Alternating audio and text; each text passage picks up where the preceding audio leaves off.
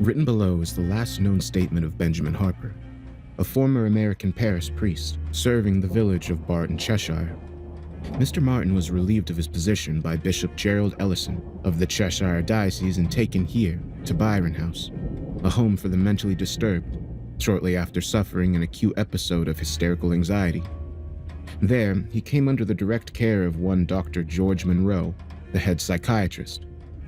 Mr. Barton's growing insanity is believed to have been triggered by his inability to accept the loss of his close friend and predecessor, Stephen Adams. Following the death of his mentor, Mr. Harper suffered a rapid decline in both his sanity and his faith that ultimately led to his confinement. Mr. Harper's stay in Byron House, however brief, as he vanished from his cell not long after this statement was recorded. Through unknown means, he is thought to have overcome the security staff, brutally murdering one of the junior physicians, Dr. Howard Fleming, before making good his escape. The weeks prior to his flight marked some of the most dramatic alterations in his demeanor. The house staff would often report that Mr. Harper's mood would shift dramatically and without provocation, particularly during the nighttime hours. Some of the orderlies even refused to work with him, citing a disturbing smirk that would creep across his face, most often as a precursor to his fluctuating moods. In the months that passed since his disappearance, I have been able to directly confirm several of the less outlandish claims made in his statement. Some of the events described within, however, are simply too fantastical for me to officially stake my reputation on acknowledging. Others are woefully and worryingly repugnant in their authenticity. There is little doubt that Barton is a strange place. Stranger still is the unsettling grip that it has upon some of the village's residents. There is a tangible miasma of superstition and fear that lurks over the village like a blanket of fog. Outsiders may very well scoff at those who put stock in old tales of witches and werewolves, but to many residents of the village, there is little distinction between reality and folklore. I cannot deny that I, despite being a man of science, find the strange history of Barton seductive and even nourishing, as it is for all those who harbor a secret and inescapable appetite for the weird. We need only walk down certain decaying streets in the south end of the village and take note of the odd symbols and signs that the common folk keep over their doors to see that a great many in Barton refuse to let the old ways die. During my time at Byron House, I too have seen things that I cannot fully comprehend or provide reason for. I have treated many long-time Barton residents who firmly believe, with a level of conviction not seen in many conventional religions, that the devil makes his grotto in the shadowed woods that crown the edges of the village. I have decided to share Mr. Harper's account of his growing madness in his own words, in the hopes that many in the scientific community will be able to gain an insight into how and why such episodes of insanity come to fruition and how they can be successfully treated. It is also my hope that if any of the stranger occurrences written below ring true to you, the reader, then this statement will also serve as a dire warning and a lesson in meddling with the affairs of certain circles, who clearly do not take kindly to outside interferences. These, then, are the last known words of Benjamin Harper.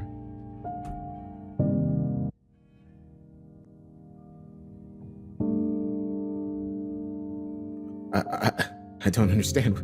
What more do you want me to say? I have told my story to the police, to the doctors here, and anyone else who will listen.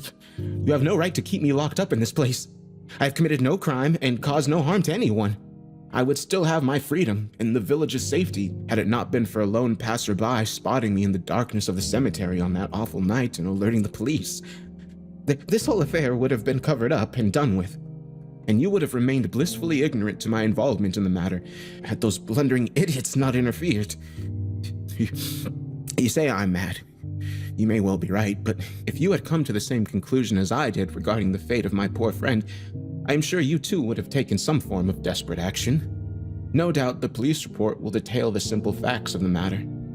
Without bothering to add the nuances that hold the whole affair together, I am confident that the report will dryly state that in the early morning of December 5th, I, Benjamin Harper, was found in the darkest corner of Barton Parish Cemetery. I was discovered, the police report will say, disturbing a suspected burial site, digging up the cold winter earth below an ancient and twisted wych elm tree. beneath which once lay the remains of a wicked and vile occupant. It will also state that, in a fit of unrestrainable rage, I attacked 2 police officers with a shovel, rendering them unconscious so that my grim labor could be completed without interruption. It is not my sanity that I fear for now, rather the possession of my feeble mind in the body it is currently master over. For I am now horribly aware that the mind, soul, and body are not as tightly intertwined as the so-called experts of medical and spiritual matters believe them to be, but are instead 3 separate spheres of mastery. I can only hope that the truth of my tale is fully appreciated before an all too familiar terror is forced upon my mind. For I now wonder if wickedness and insanity are truly mental conditions or some form of spiritual sickness. Can either be inherited, carried in the blood, and passed on to our descendants? Can they be transfused from parents to their children? If so, what other darkness can be inherited, carried along the roots of our family history? It is possible that sin itself can plunge endlessly in the crimson rapids of our ancestors' veins, biding its time, waiting patiently for the chance to emerge within the next generation. I confess to you that I am uncertain as to the authenticity of what I am about to tell you. The terrible truth is that ever since I came to Byron House, I cannot recall if what happened was but a dream. Even now, I cannot say with any certainty that I am awake or simply dreaming that I am awake. The boundary between reality and hallucination is a frail shroud indeed. And who can say from which side of that curtain any of us are truly peeking? Hark, gentlemen, hearken unto me. I beseech you to take heed of my words. There is something wicked out there in the backwoods and borders of our village. Though its earthly fetters have been laid to waste, the potency of its spirit lingers. In time, it will find a new home and set its powers against us. For the sake of my soul, as well as the soul of my dear friend, I will now try to recount for you in detail that blasphemous chain of events that led me to the grave of Francis Ellis Pendle, the occupant of that hidden burial chamber, and immerse his body in acid until nothing but bubbling black sludge remains. Stephen Adams had been a family friend for as long as I could remember.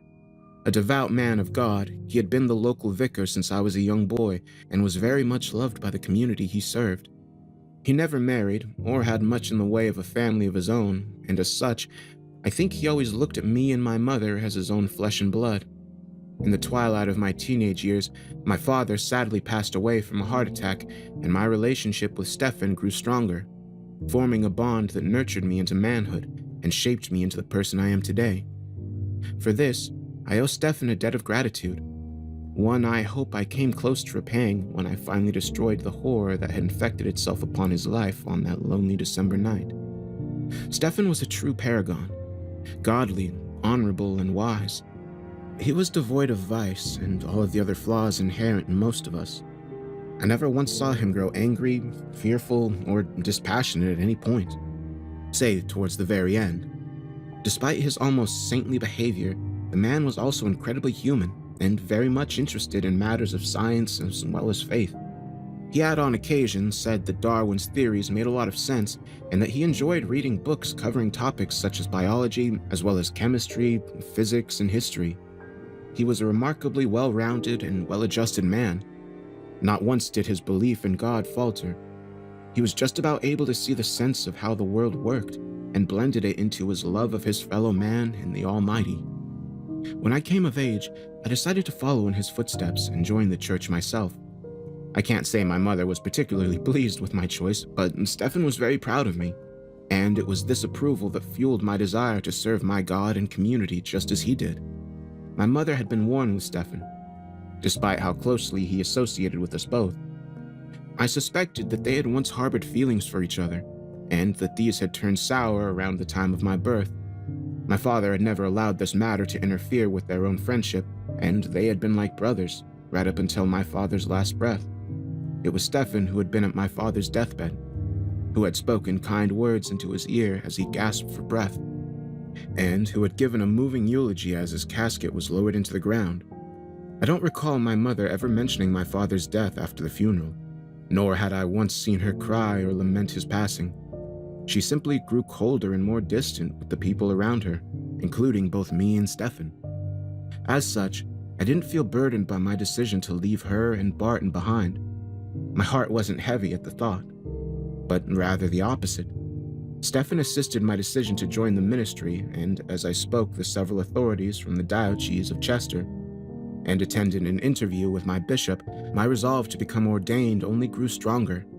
By the time I had secured my place at the Theological College of Worcestershire, my mother had slowly come to terms with my choice, but I never received her blessing or encouragement for treading the path I was determined to embark on. Worcestershire wasn't close to Cheshire. A 5-hour train journey was required whenever I wished to visit my family home. I remained in contact with Stefan weekly via letter, and regularly a handwritten note in a telltale stiff card envelope would arrive for me in the post. Our correspondence wasn't particularly thrilling, but it was welcomed as his letters of encouragement helped to guide me through the more difficult parts of my study and fire up in me a conviction that only he could coax.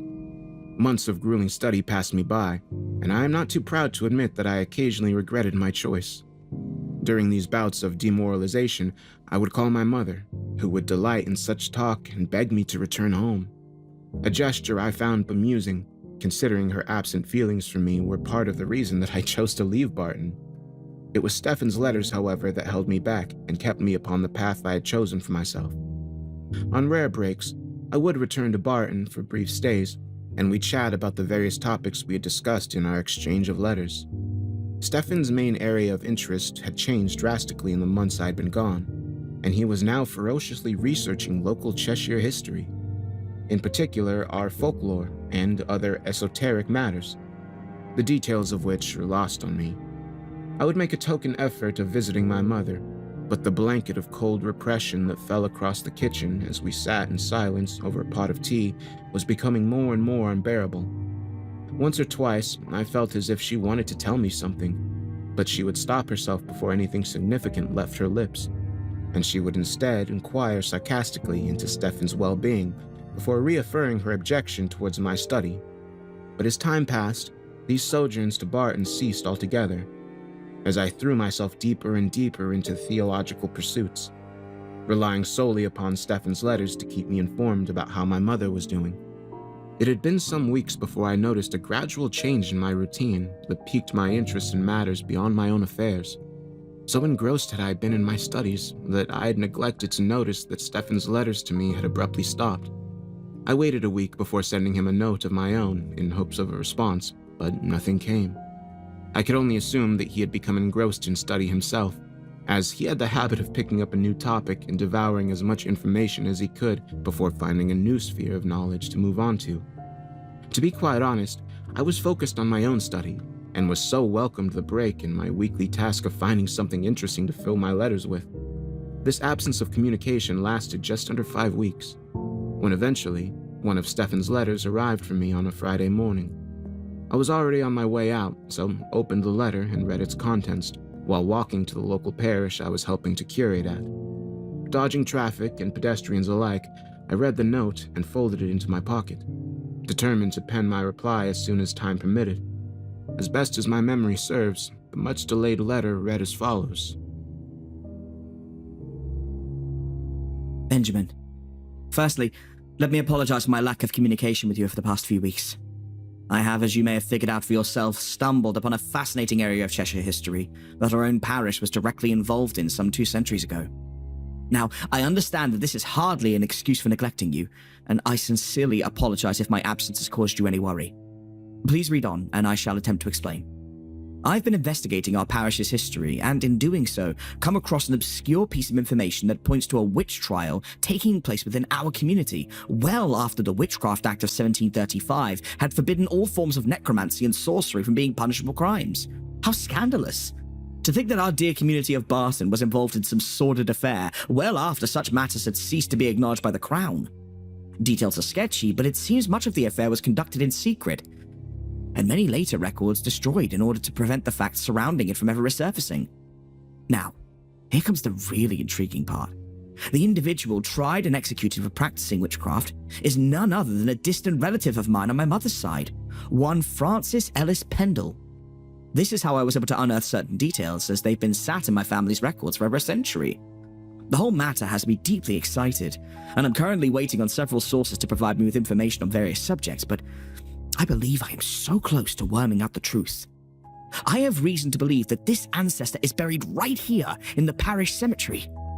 Try as I might, I cannot find a grave, but from what I've read, witches were sometimes buried in unmarked plots. A curse upon their names and a final punishment for trucking with the devil. It was also a precaution, for if any of their coven could unearth the remains, they could restore them to life, or so the folklore goes.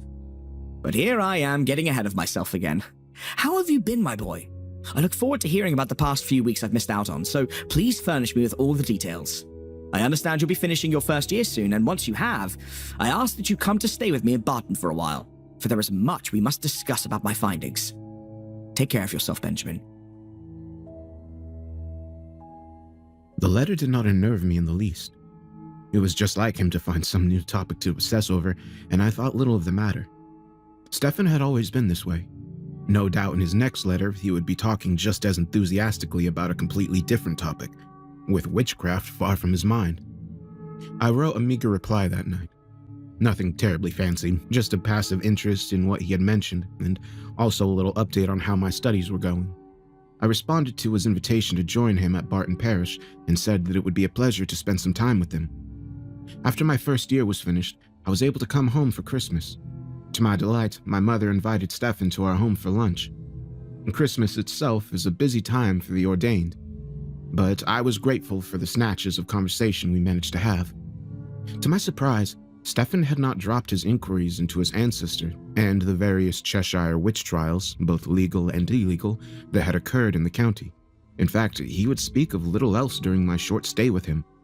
He was particularly excited because he believed he had finally located where Frances Ellis Pendle had been laid to rest. He described to me in great detail, over a brandy, that at the very back of the cemetery, close to where the Gunner's Clough woodland starts to encroach upon the hollowed ground, that there can be found a small copse of wych elm trees, so called because witches were once hanged from them.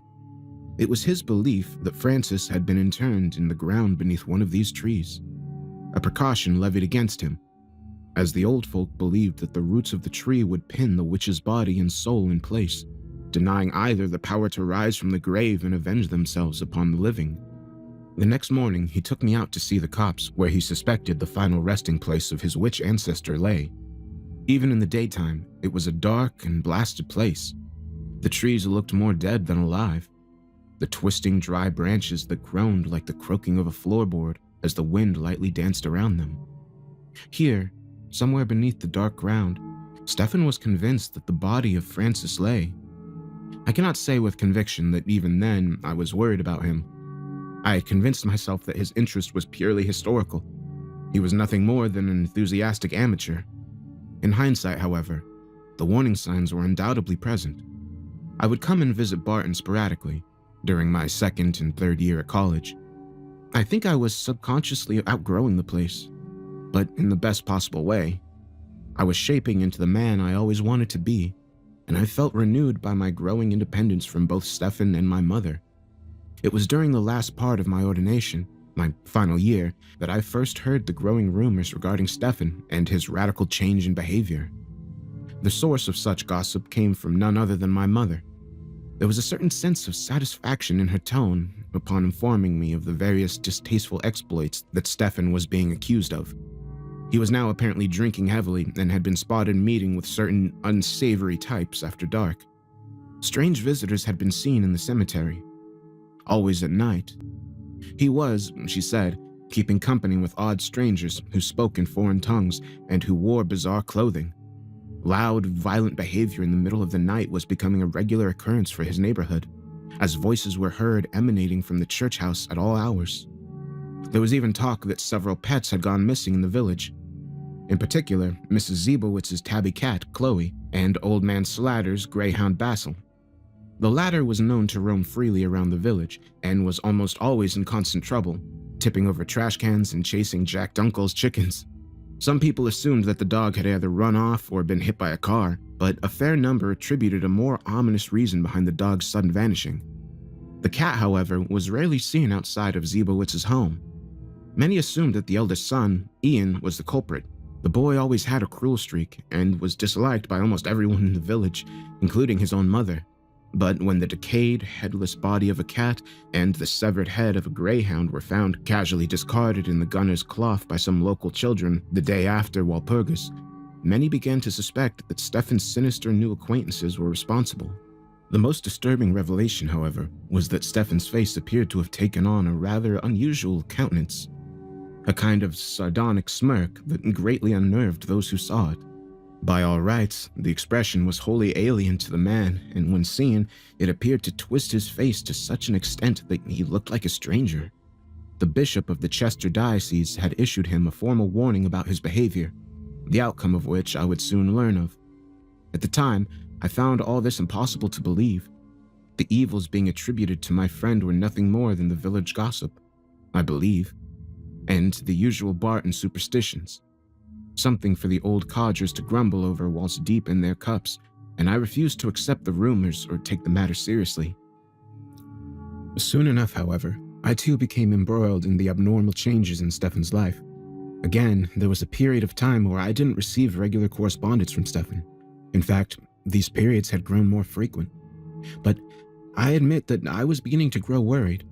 As the rumors regarding his behavior churned in my mind and the large gulf between his letters was growing even wider as time passed, I hadn't received a letter back from him for a very long time, perhaps 4 months. But when I finally did, it was far more disturbing than anything I had ever read from him, and it filled me with an urgent need to see my friend and assist him however I could. It arrived for me unexpectedly, much like the previous one I had described.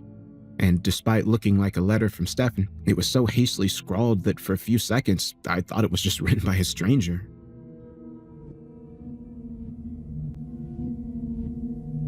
Benjamin, I'm afraid to tell you this, but I fear I have led myself down a dark and winding path. So far have I descended into darkness, and so deeply have I gazed at the blackness that I wonder if I will ever be able to find my way back to the Lord's light. My meddling in the past affairs of the parish and my own family history have brought me nothing but misery. I'm doomed. It's the dreams, Ben. The hideous dreams. I dream constantly, so much so that I can no longer tell what is real and what is fantasy.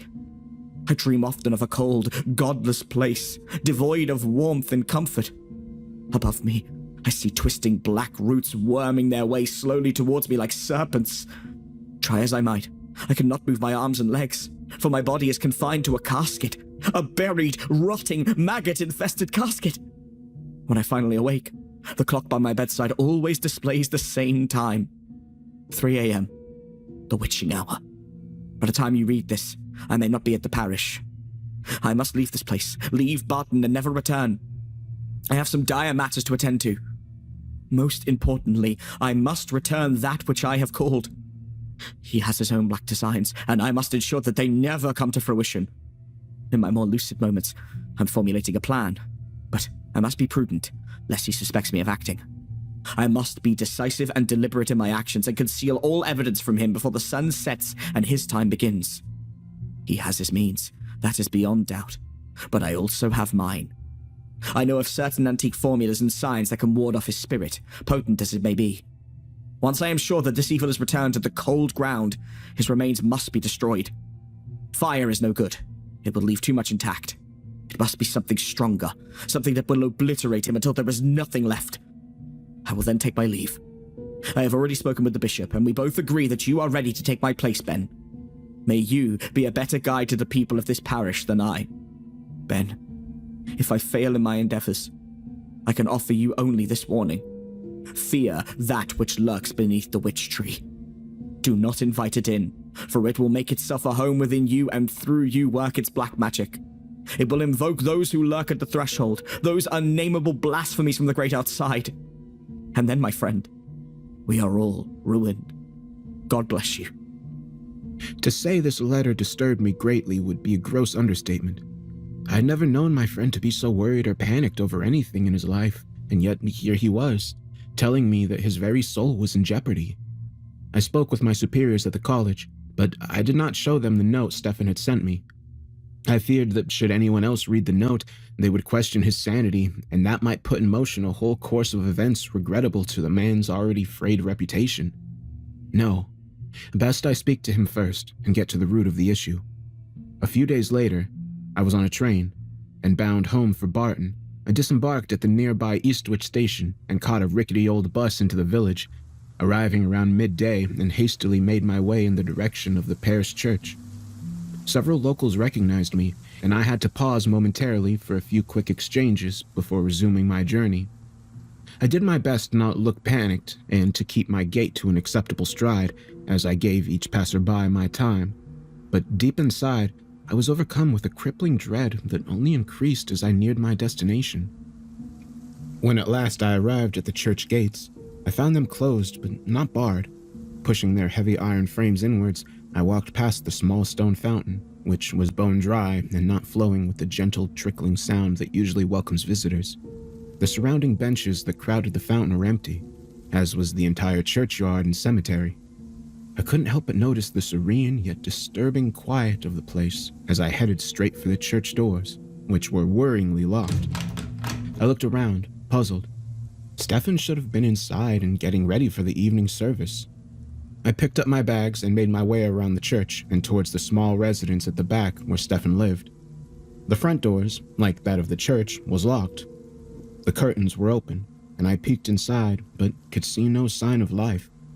I then did a quick detour of the perimeter, knocking and calling on every door and window before returning to the front. I assured myself that there must be a perfectly mundane excuse for him not being present at the church, and mused that maybe he was out picking up provisions from Litter's store on Townfield Lane. The relief of such a normal explanation was abruptly shattered, however, by the gruff and familiar voice of a man barking out to me from the direction of the cemetery. Vicar's gone, Ben, and I don't suppose he's coming back any time soon. I cocked my head in the direction of the voice and called out, my words feebly battling against the gusts of winds that were coalescing piles of brown autumn leaves, causing them to dance around the dry gray fountain behind me. "Is that you, Ted?" I called, already knowing the answer to my question. To my reply, the tall and wiry frame of old Ted Quilt slowly emerged from behind a large headstone. He had a small shovel in one hand and was no doubt tending to the earth around the cemetery, just as he had for as long as I could recall. Despite the autumn chill, he wiped sweat from his brow and waved at me before picking up his tools. As he made his way towards me, his long white hair and beard billowing in the wind, I could not banish thoughts of the old pagan gods from my mind. With his towering height and wizened but friendly old face, he reminded me of Woden, the chieftain of gods and leader of the dreaded wild hunt from the old Saxon legends. Sorry, Ben. Didn't scare you, did I? I heard you come in. Well, I heard the gate clang. Figured I'd let you look around before speaking up. No, it's quite all right, Ted, I replied. What did you mean just now? That Stefan was gone and wouldn't be coming back? Oh, it's best you come inside, boy. The vicar left me some instructions for you and the keys to his house. Come on, I'll make us some tea. He rested one of his giant hands on my shoulder. I won't lie to you, Ben. I've got some queer things to tell you. With that, he pulled the front door key from the back of his tattered trousers and unlocked the front door of Stefan's house, causing the lock to make a heavy clunking sound as the door opened ajar. He entered, and I followed behind, still confused as to what I could have missed in the time since I had heard from Stefan. Ted immediately headed for the kitchen, where, true to his words, he put on a pot of tea and sat down to roll himself a cigarette whilst waiting for the tea to brew. Hungry? He turned to ask me, scraping his tongue across the cigarette's paper skin and gesturing to some biscuits on a nearby plate. Later, perhaps, I replied with a weak smile. The smell of the brewing tea filled the room and offered me a little comfort. Stefan had always appreciated a strong tea. I placed my bags down and looked around the room. It was exactly how I'd remembered it, untouched and impeccably clean, as was Stefan's fancy. Ted looked quite out of place in such an uncluttered arena. With his wild beard and dirt-stained clothing, he didn't say anything to me, engrossed as he was in his cigarette rolling, which caused me to grow a little impatient with the man. Look, if something happened to Stefan, you have to let me know quickly, Ted. What is it? He proceeded to pour 2 cups of tea, and after passing one along with a small jug of milk, he struck a match and lit his cigarette before leaning back in his chair and sighing. There isn't an easy way to say this, Ben, so I'll just come out with it. Stephen's left the parish. His ways, shall we say, over the last few months have been unnerving many of the parishioners, and the bishop felt it was in everyone's best interest that he takes his leave, at least for a few months. I nodded, not so much in agreement, but simply out of shock.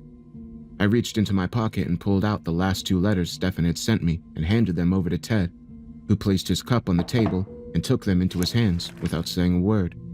He stroked his snow-white beard whilst intermittently nodding and sighing as he flitted from page to page, occasionally pre-reading a section and then nodding once more.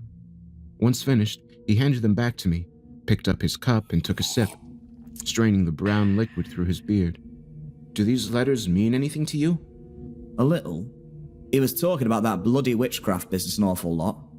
I knew some of what he was talking about, especially those trees out back past the graveyard.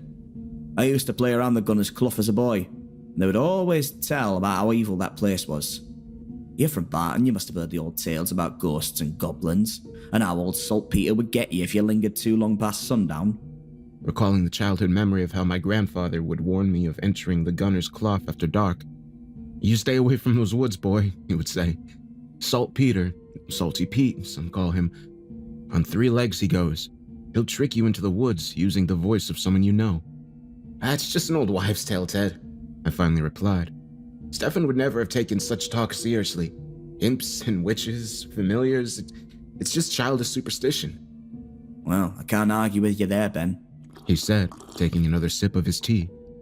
But it was more the weird changes in his nature that I wanted to talk to you about. Not all this witchy nonsense. He tapped the letters on the table, as if to emphasize how little he thought of their contents. "Such as?" I said, picking up my own cup. Well, a couple folks rumbled him good to the bishop over his nightly doings. They say he'd been calling regularly with shady types from Eastwich and that he was involved in some missing money here at the parish. Quite a sum if folk are to be believed. Then there's the strange sounds and stranger lights coming from the cemetery. "My mother was telling me about this weeks ago," I added. I didn't want to believe her. She's never been too keen on Stefan. Not just that, Ben. It was his whole manner. He just stopped giving a damn about the community. He turned into this cruel, morose man, almost a complete stranger, really. Unsettled a lot of the locals. He took a few more sips of his tea and finished his cigarette before continuing. So there was a village meeting, and with the agreement of the diocese in Chester and the bishop, it was decided that he should leave us. Can't say I know where he's gone, but I reckon they'd want you to take over his duties. If you're willing. At least until the bishop can find a replacement. He stood up and opened a nearby drawer, producing a sealed letter. It bore the mark of Chester.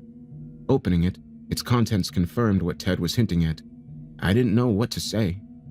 I was supposed to start my tenure as a curate under Stefan, not become the village vicar. Why didn't Bishop Ellison speak to me directly about this? Ted simply shrugged before continuing. There's something else you should know, Ben. You brace yourself now, because what I have to say next is going to upset you. I stiffened my back in response and allowed him to continue. Some believe that Stephen may be dead. Let me finish. I said some believe he may be dead, but that doesn't make it so. Nonetheless, no one has heard hide nor hair of him since he left. Phil Crouch heard a rumour that a man who looked just like Stephen had been spotted down by the locks a few nights ago. You know, the ones on the river down past the canal that runs through Blackcroft.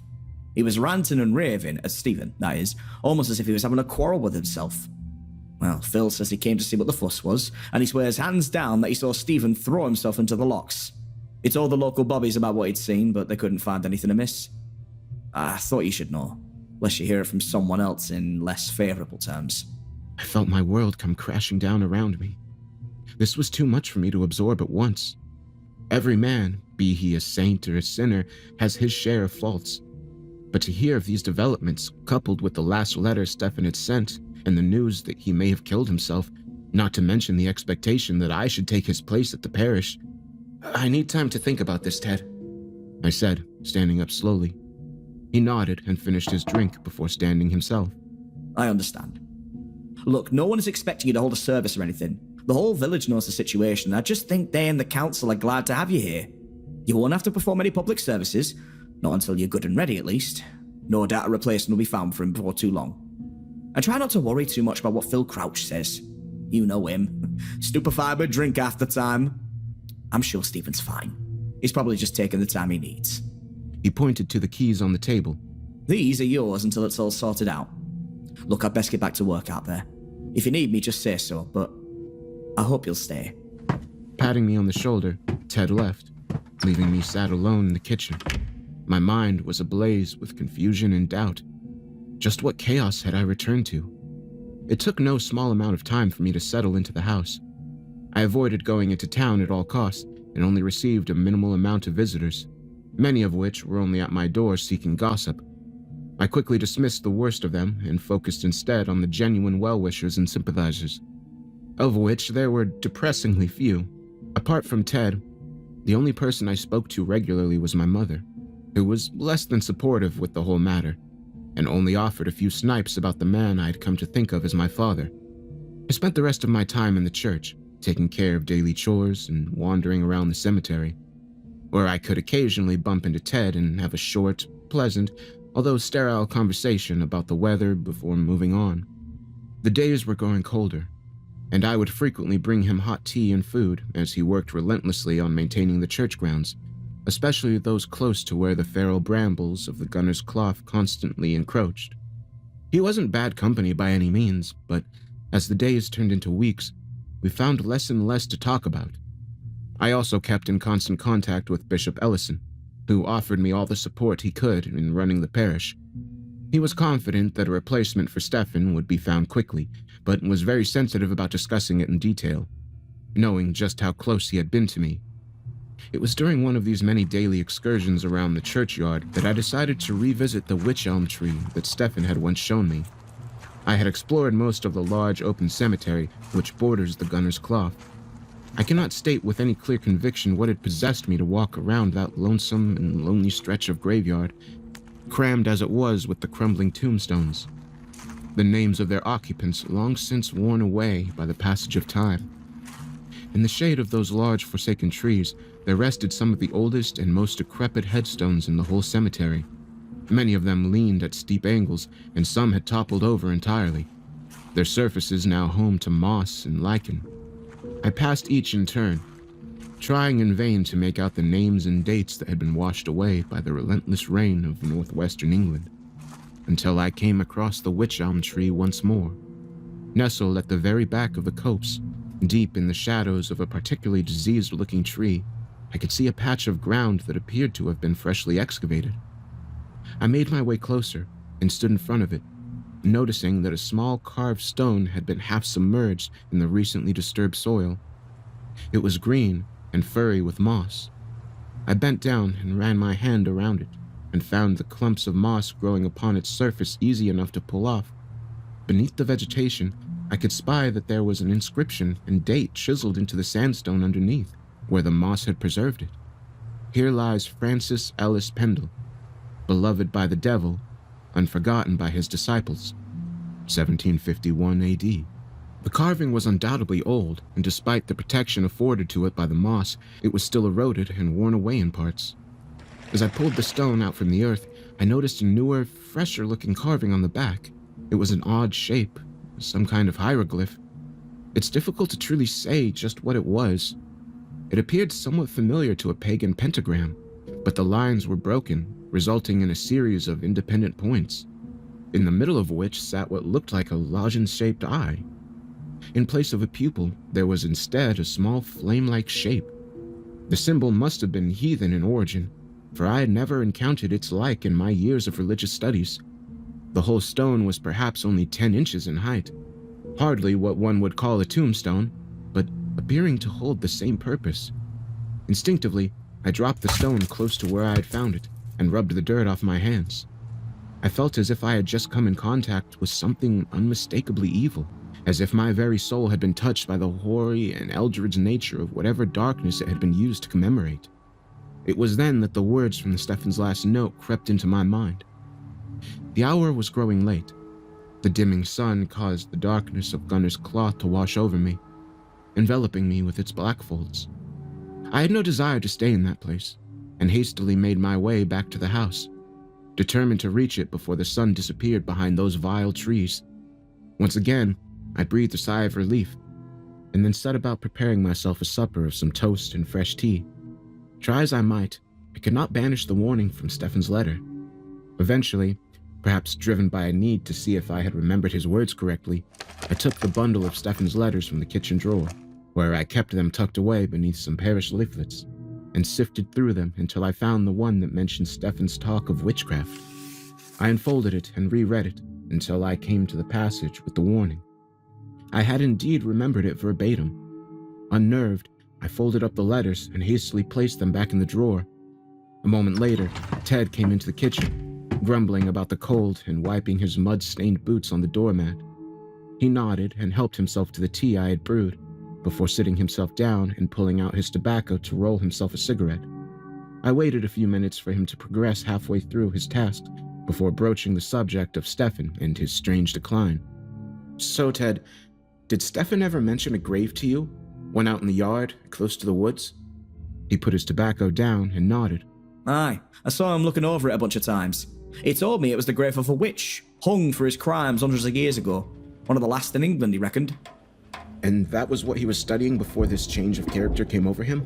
He nodded again and lit his cigarette with a match before extinguishing it with the shake of his hand. "Studied is one way of putting it. Obsession would be another. You know, he converted the cellar of this house into some kind of study. A library, I guess you could call it, filled with all sorts of queer-looking books. Latin, I reckon, not unusual for a vicar, I suppose. But some of them is written in German, and others in languages I can't begin to understand. Not only that, but he moved all kinds of bloody chemicals and equipment in there too. Can't really say I recognise most of it. Place stinks to high heaven." "Is it still there? In the cellar?" "No, I reckon he took almost everything with him when the bishop told him to leave. Might be some bits and pieces down there, but you'd be lucky to find much." We both then sat in silence, Ted turning his attention to a local newspaper folded on the table, and myself to my thoughts. The next day, acting largely upon a hunch, I contacted the Eastwich College and asked to speak to their head, who turned out to be a rather jovial man called Lee Humphrey, who was all too happy to answer any and all of my questions. Over the phone, he confirmed a suspicion of mine that he and Stefan had some mild correspondence concerning lab equipment and various chemicals, compounds, and acids. He reeled off several overly long and complex names, oblivious to the fact that I was totally ignorant to what he was speaking. I thanked him and hung up the phone, a few more pieces of the puzzle slotting into place in my mind. The distance between them, however, was too great to form a larger, cohesive picture. Witchcraft and science, chemistry, and an obsession with 200-year-old hidden grave? How did they connect? Determined to uncover more, I decided to visit the library Stefan had set up and then dismantled during that time we were separated. The entrance to the cellar was in the kitchen, behind a narrow door that I first presumed had been a broom closet. It concealed a flight of cold stone steps that led to a distinctly dank and musty underground room. A few cramped shelves on the walls either side of the steps housed a collection of mundane objects, candles, dried-out paint cans, and the like, but also, luckily, a working flashlight. I took the latter and switched it on as I descended the steps. The cellar wasn't very far down, but the low ceiling above the steps was frighteningly claustrophobic, and I was forced to cock my head to the side to avoid banging it on the wooden beams. I reached the bottom and found an open doorway to my right, which led into a very simple square room that, like the stairs, possessed an oppressively low ceiling and a strong, musty scent. I entered the cellar, relying upon the feeble cone of sickly yellow light emanating from the flashlight to make out any firm details from the malaise of murky darkness beyond. A large rotting wooden table served as the centerpiece of the room, and there were rows of badly handmade shelves lining the back wall, sagging and leaning at odd angles. The shelves were mostly barren, but there was evidence in the dust that a large collection of books had once stood there, and a bare still skeleton of chemistry equipment and a few empty bottles sat on the desk. As I moved the light around, it reflected off several large bottles on another shelf to my right. Large, thick, almost barrel-like. Most were full of clear yellow liquids. Others were nut brown oil in color. A few were marked with hastily scrawled labels that read Royal Water. Beyond the collection of chemicals, there was a door that appeared to lead out of the cellar. This confused me, for I could not recall any outside entrance that led to the cellar beneath the house. The door itself looked ancient, with its rusted bolt and handle barely holding on to the crumpling wood to which they were both cruelly nailed into. As I moved closer to it, the light from the flashlight caught something carved into the frame above the door. It was that curious star hieroglyph I had seen on the stone of the grave of Francis Ellis Pendle. I ran my finger along the carving, almost as if to ascertain that it was real. As my finger traced the freakish shape, I felt a chill creep over me, the same chill that had caused me to flee from the shadows of the wych elms. This time, I refused to let the fear grip me, taking the door by its rusted handle and pushing it inward. The door did not lead to the outside of the house, but instead revealed another set of stone stairs leading further down into the earth. The odor that assaulted my senses as I took a solitary step towards those stairs was foul. It was a putrid stench, unlike anything I'd ever smelt before. If I was to describe it as an ungodly mixture of some acidic compound and rotting excrement, I would be on the verge of doing justice to that magnificent invasive scent. I instinctively took a step back and raised my hand to cover my nose, as if it would somehow relieve me of the burden of breathing in that foul and fetid air. For a brief moment, I considered turning around and leaving the cellar, but out of burning curiosity, I slowly started to descend those awful stairs. What lay at the bottom is something that will haunt me until my final days. For laying beyond was a second chamber, not unlike the first, but whereas the above cellar had been converted into some kind of perverse amalgamation of an esoteric library and alchemist's laboratory, this hidden chamber was nothing less than the devil's workshop. Strange images were carved and painted onto the walls, many of which resembling the hieroglyphs I had seen on the meager gravestone of Francis Ellis Pendle. There was little to tie the various pictographs together. Some depicted spheres or eyeballs, others were long snake-like tendrils that curled upon themselves to create a rudimentary alien text. As I edged further into the room, I could make out various objects nailed to the ceiling. Some were rusted tools, like the kind you would find in a slaughterhouse. Others were odd assortments of twigs held together with twine, creating shapes that had a vague human outline to them. The crowning horror, however, was the table. This long stone edifice was less a desk and more like a butcher's slab, stained a hideous reddish brown all over.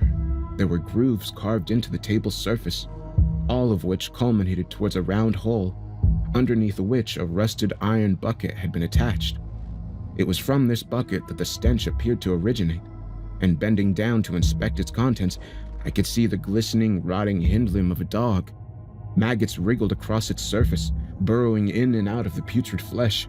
I felt bile rise in my throat, but I managed to keep it down and continue my investigation.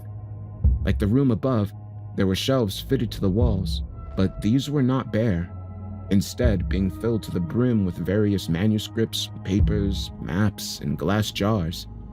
The whole scene had an unmistakable sense of the bygone laid over it, as if it had sat here undisturbed for centuries. Among the papers and jars, I found a small linen bag tied to a piece of string. A brown stain on the bag's underside made me think twice about opening it, but I eventually found the courage to do so. Inside were numerous small white objects that looked like tiny stones, but upon tipping the bag's contents out and inspecting them with the flashlight, I found to my horror that they were children's teeth. By the time the smell was becoming unbearable, and I had no wish to linger further, by this time, the smell was becoming unbearable, and I had no wish to linger further. Deciding to abandon my investigation, I spied a small, frayed notebook left on the right-hand side of what I now thought of as a vivisectionist table. For whatever reason I could not then fathom, the curious woodblock image on the front must have caught my eye, and I picked the book up and tucked it into my jacket before making my way back to the sanity of the house above. I immediately removed my jacket and threw it on the kitchen table, disgusted that the terrible stench from below had somehow attached itself to me like a parasite. I then methodically opened up all the windows in the house, hoping that the chill air would purify the hideous odor that had made a nest for itself in my nostrils. Tired, my poor mind swirling from the revelations of that hypogean realm, I eventually collapsed onto my bed and succumbed to exhaustion. I cannot say how long I had been slumbering when the first of those terrible dreams came to me. My sense of time had been grossly warped by my exploration in the cellar, but it must have been quite sudden, as the sun was still in the sky when I finally jolted awake, my pillow wet with sweat. It is impossible for me to tell if the dreams were brought on by Stefan's final letters, or if the hidden chamber below the house had awoken something macabre and unwelcome in my imagination. I found myself standing within the cemetery outside, only it was different. The land around me was sparser, with fewer tombstones jutting out of the soft, mossy ground. The gunner's cloth lay before me, its outline far more feral and foreboding than it had any right to be. The sky above me was a blackened abyss, punctured by thousands of twinkling stars that glittered and gleamed from the great beyond. The fat silver moon slowly crept above the tree line, casting its pale white light upon the cemetery, causing long, deep shadows to detach from the headstones and crawl upon the ground towards me. I took a few steps back, but they still found me, chilling as they swept over my feet, legs, and body. Then, out of the tangled briars he came, hopping out of the brambles, the awful form of Saltpeter. On 3 legs he danced, the sleek body of a greyhound, upon the neck of which there leaned and swayed the head of a cat. His eyes were milky orbs, faintly illuminated like phosphorus toadstools. From his feline jaws there dripped a reddish clear syrup that hissed as it hit the sanctified ground of the graveyard. He momentarily ceased his insistent frolicking to scratch himself, but I could see that it was missing the back legs that was attempting the impossible task. A raw, bloody stump that justified feebly towards the source of his irritation. Then, beyond the twitching imp, I could see another figure, a man. Even at this distance, I could make out the repulsive details of his form. He was tall and thin, his long, slender fingers like twigs. His lengthy nose and sunken eyes were clearly visible through the cemetery gloom. Worst of all, a sardonic and wolfish grin lay stretched across his face. There was a hunger in that smirk, a dark and terrible burning hunger. Then Saltpeter ceased his scratching, and in a hollow voice that somehow sounded like my mother's, spoke these words. "Come, child, come. We have marmalade and marzipan, and all manner of baked treats for you. We have seed cakes and toffee apples, all that your heart desires.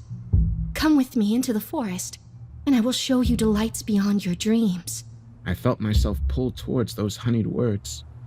All the while, the tall, sinister man said nothing, only grinning at me from beneath his wide-brimmed hat. I can't. I stuttered. It's dark, and my mother will want me home for supper. "Supper," replied Saltpeter, his rotting pale tongue licking across his chops. "Oh, we shall have supper, won't we, master?" The imp then looked up towards the terrible man, who stayed silent while nodding his head in agreement. I tried once more to turn away, but my feet were spellbound, marching me towards what I knew would be my demise. "Mother!" I cried out. "Mother, please! I'm scared!" The terrible man laughed as Saltpeter rubbed himself upon his master's blood-stained breeches, a wheezing purr emanating from his twisted form. "Mother!" I cried out once more, the words mercifully pulling me back from the precipice of my dreamless madness. "Mother!" I whimpered, awake now, and once more in my bed. To say that the dream, the nightmare, had unnerved me would be a lie. In fact, it would be all I could think of for the next few days. I did not dare to sleep again on that first day, and instead plied myself with the strong Turkish coffee that Stefan had kept hidden away for special guests. When I finally did succumb to sleep the next day, my dreams were less vivid and mercifully brief. I felt the presence of Saltpeter and the terrible man on several occasions, but managed to awaken myself before they could make themselves known. I also dreamt often of the gunner's cloth and the outer copse of wych elm trees that lay beyond. The manuscript I had taken from the hidden cellar chamber lay forgotten on the kitchen table during this haunted time, until by chance, a week or so later, I happened to find it beneath a small pile of local newspapers that Ted had been collecting. I was once again taken aback by the grotesque, demonical woodblock printing on the front of the manuscript. Sitting down and inspecting further, I could see roughly a dozen or so figures depicted in the image. Most were what I would describe as crones and hags, many of them riding upon the backs of black goats and other less discernible creatures. Various furtive, demonic characters were also shown, some of them dancing and copulating with the crones in disgusting details. Around them were various smaller figures. I guess you would call them imps or familiars of varying anatomy. Many of the figures were oddly named, the text appearing next to them to be what I took for some form of early English, queer titles such as Pyewacket, Grizzle Greedygut, and Peak in the Crown. But one of the odious creatures had a name next to its image that caused my heart to jump in my chest for a moment. The image was that of a three-legged hound bearing the head of a cat. Next to the beast lay the words Saltpeter. I paused for a moment, images of that terrible nightmare playing out in my mind like a perverse pantomime. I glanced back at the yellowed manuscript. There was no title on the front, so I slowly peeled back the first page, and there, printed in bold black, lay the words, the Sussex manuscript, Cultus Maleficarum. No author or date appeared anywhere on the front or back of the manuscript, but as I flicked through, it opened on a section roughly half of the way through. This particular chapter must have been referenced many times, for the manuscript almost appeared to want to open to this point. I glanced down and saw the title, Calling Upon Thy Black Imp. It almost looked like something out of a cookbook, a repulsive recipe that was half profane culinary instruction and half magical incantation. Odious images accompanied the next page, showing a gnarled crone briefly chopping up the bodies of rabbits, cats, dogs, and calves with an oversized meat cleaver. I decided to put the manuscript in the kitchen drawer next to Stefan's letters and did my best to banish its foul images from my mind. Days and then weeks passed by, and eventually I managed to put most of the past behind me regarding the horrid manuscript, as well as Stefan and his strange turn of personality. The dreams lingered for a while, but eventually they released me from their grip, and my sleep grew more restful. I resumed my duty as a stand-in vicar with a renewed gusto and opened the church. At first, the locals were slow to return, but as word spread, my Sundays were soon busy, and I found myself welcoming faces new and old to my service.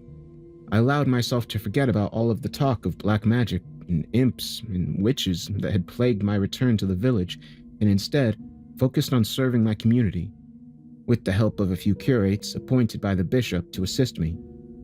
I even found the courage to descend once more into the cellar and bricked up the entrance that led to the hidden room beyond. Thoughts of Stefan still occasionally crept into my mind, of course, typically in the form of short dreams I still experience from time to time. But these were less disruptive than my prior nightmares, being less sinister in nature. I resigned myself to the awful truth that I may never see or hear from Stefan again, and so spent more time with my mother and rekindled a few friendships in the village that had grown cold whilst I was away studying. I grew keenly aware that I was being groomed by the diocese to replace Stefan as the parish priest, and struggled with my conflicting feelings on the matter. I managed, however, to develop a firm mental robustness that permitted me to carry on with my new daily routine, growing my flock and welcoming the Lord's light and forgiveness into the hearts and minds of my community. Sadly, this period of respite would abruptly end with an event that was singular in its horror and absurdity. It's an event that, at a certain time in my life, I would have welcomed wholeheartedly, but it was now one that filled me with an inescapable cold dread. For the first time since returning to Barton, I finally received word from Stefan, a note that plunged my mind back into madness. The letter was from Stefan, but it wasn't obvious to me immediately, as it lacked not only the hallmarks of his handwriting, but also that of any normal, sane human being. The writing was a mere scribble, childish and scratchy. The cramped script appeared as if it had been fighting with itself as it spilled onto the page in a vain effort to form some kind of discernible legibility. The paper itself was also odd. It appeared to have been torn from a book, as the printed stamp, property of Barton Library, appeared on the opposite side. The paper was also slightly damp, with water stains and strange grit-like sediment dotted around the written words. The content of the note, as best as I care to remember, was as follows. Ben, don't have long before these hands are not mine. Manage to make it back to my body. I could feel him pulling me back to his. Don't think I can escape again. I will try. Do one last thing for me. I beg you. Beneath the tree. I am beneath the tree and in pain. His spirit is free now. It wants you. My body is no longer suitable. Yours is better. I beg you, dig up the earth under the tree. Take what you find beneath and burn it. Not fire. Must be acid. Take the royal water and drench his remains in it. None of the essential salts can survive. Do you understand? He can return if you use fire. Dying slowly in the ground. I cannot stand the blackness anymore. I am myself for a few moments, back here in my own rotting body to write and bring you this note. Soon I must return to the soil. My own fault. I called him, and he answered. I'm so sorry for bringing you into this madness. Do as I ask. The note must have been hand-delivered, for it lacked a stamp or even an address on it. It was simply a folded-up piece of paper with Ben scrawled on the front of it in the same spidery penmanship. I needed some fresh air to clear my mind after reading the baffling note, and took a brisk walk through the village. The vanishing sun was pleasant enough, but it was punctured cruelly by a cutting wind that caused my skin to shrivel with goosebumps. The village was quiet, and I saw only a few locals as I walked a loop around the village, starting at Townfield Lane and then along Runcorn Road, and finally back to Leader Lane and towards the church. There was so much chaos flowing in my mind that upon returning home, I simply collapsed into a chair at the kitchen table and lay my head down. It weighed heavily upon my mind that Stefan was out there somewhere, either a drooling madman or the victim of some black sorcery that I could barely bring myself to give credence to. But if God and his mighty kingdom were real, as I had been raised to believe, then surely the devil and all the denizens of the pit must be also. This affair did not strike me as madness. There was a revolting authenticity to it, not to mention an alien element that my mind struggled to grapple with in its complexity. As the sun sank upon that day and gave birth to the inevitable darkness, I found myself drawn to the decanter of brandy that Stefan had kept in the lounge and indulged myself heartily of its warming contents. The fire conjuring in my throat by the liquor was very much welcomed, and by the time I had polished off a fourth glass, I was very much under the sway of hypnosis and carried myself numbly to my bed. For the first time in weeks, the dreams returned. I tossed and turned all night, unable to settle. My brain buzzed with 1,000 thoughts as half-imagined fears danced in my mind's eye. There was a horrid semi-realization that my slumbering form was being watched, and more than a few times, I felt my spirit lift out of my body and float above my bed. From this observation point, I could see a dark figure standing in the shadowed corner of my room, his eyes glaring at my sleeping body with an alien hunger.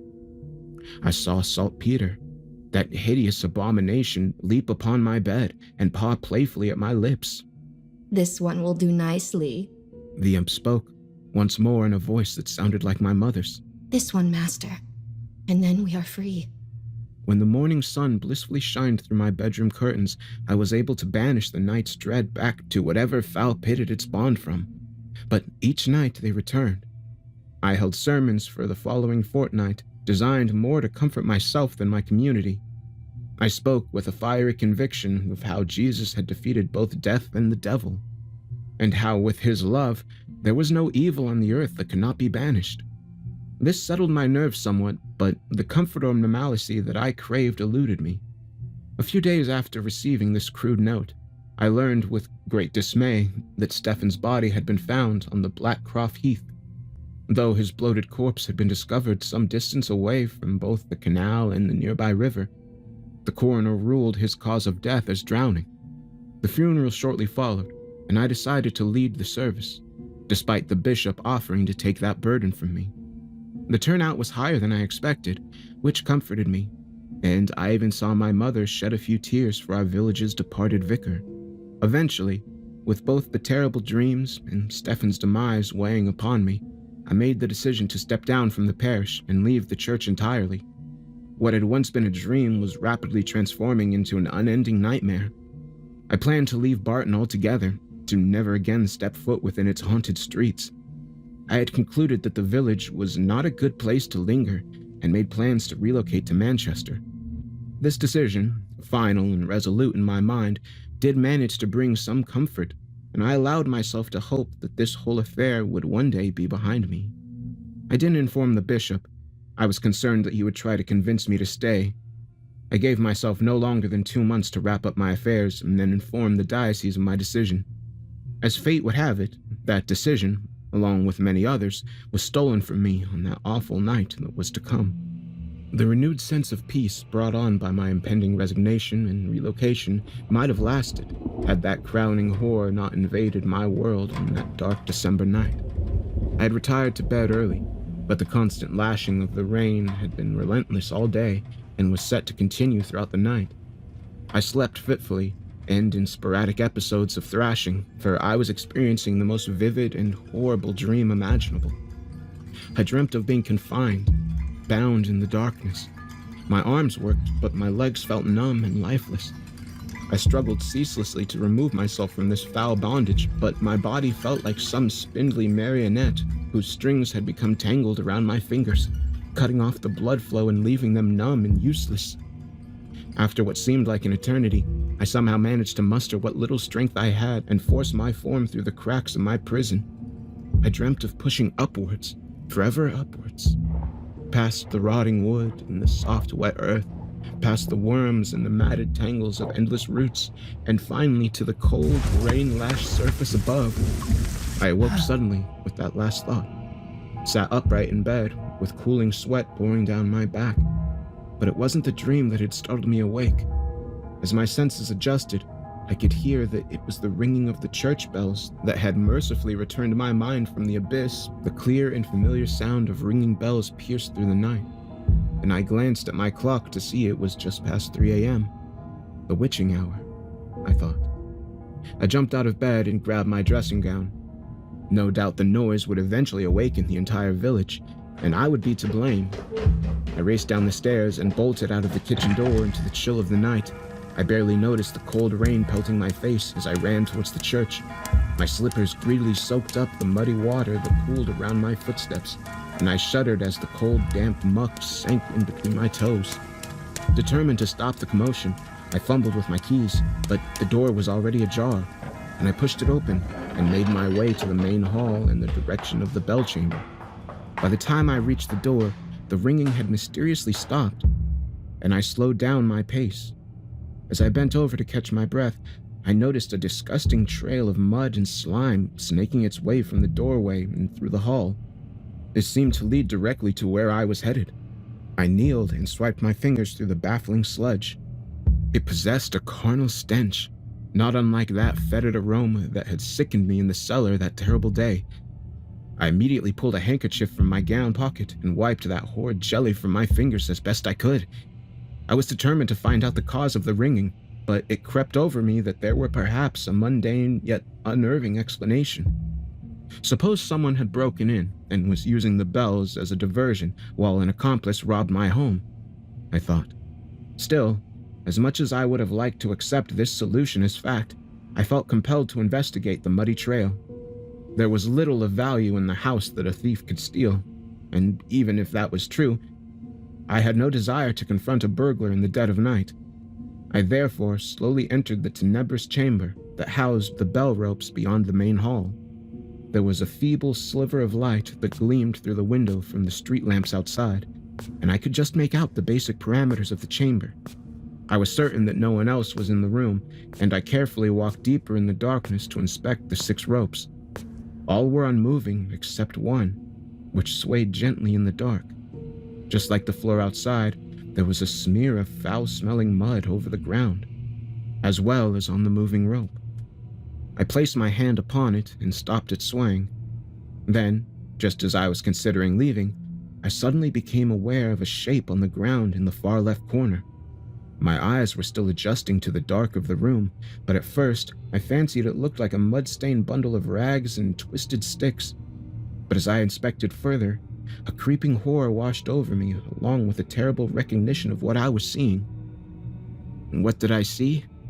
That is at once an easy and a difficult question to answer, and perhaps at the crux of this whole affair. For lying on the ground in front of me, face, or should I say skull, pressed to the stone floor, was an ancient collection of decaying bones and mummified flesh. Chunks of stinking, sodden earth and flayed, tattered skin were wrapped around the grisly mound of necrosis. It was a brown, spindly thing, more bone than meat, with a whitish, cracked dome for a head. Wrapped around its spine, close to what once passed for a neck, was the rotted, damp rope of the hangman's noose. It was then I heard a muffled and strange sound emanating from the skeletal horror that lay at my feet. It was at once a whisper and a growl, human and bestial, disembodied and echoing all around me, yet at the same time focused upon that mass of rags and fused bone. The noise changed into a cry that shook the very foundation of my soul, for the voice was that of Stephen Adams. The corpse thing before me issued forth a single sentence before growing still and silent once more. Ben, for the love of God, please. Those who have bothered to speak to me at any length know the rest of my story. Half mad and howling with a volatile mixture of fear and fury, I retrieved the yellow chemicals from the basement and, together with the rotting bundle, threw their contents into the self-exhumed grave of Francis Ellis Pendle. At some point, 2 police officers accosted me, but I managed to overcome them and continue my grisly task, dissolving the whole mess into acrid sludge. I watched it bubble and froth into the black soil as the earth reluctantly absorbed the disgusting mass. Despite the obvious horror, I felt a great relief wash over me. The chaos of the past few months of my life came sharply into view, like a knot unraveling before me. Madness gave way to clarity. Though this is the end of my account, it's not the end of the matter. For there was no doubt in my mind that beneath that lonesome wych elm, beneath the cold earth of that hidden grave, the soul of my dear friend, Stephen Adams, had lain incarcerated for months in silent torment. He had called up the wicked soul of his ancestor for whatever purpose I can now only guess at. He had not been strong enough to put down that which he had called forth and paid for it with his life and soul. A terrifying spiritual transfusion had taken place. Pendle had taken Stephen's body, and Stephen had been forced into Pendle's. At some point, Stephen had managed to take control of his own body long enough to hurl it into the churning waters of the river, hoping to end that evil which had made a home for itself within him. Stephen had been reduced to a mere consciousness, as Pendle's spirit roamed freely, as the witch set about renewing his coven and conjuring up his black imps. Stephen's sentient mind, fully aware with its senses intact, understood with abominable clarity that it now inhabited the 200-year-old corpse of Francis Ellis Pendle. He who had been hung for his crimes against God and King, he who had sought to bargain with the devils of the sky and the earth, he who had slept relentlessly beneath the dark soil of the gunner's cloth, his presence felt by all who dare enter. He who had dreamt of nothing but the torment and wickedness he would unleash upon the descendants of those who had delivered him to his grave, dreams of vengeance and dark oaths, those terrible dreams of blasphemy and madness, the dreams beneath the witch tree.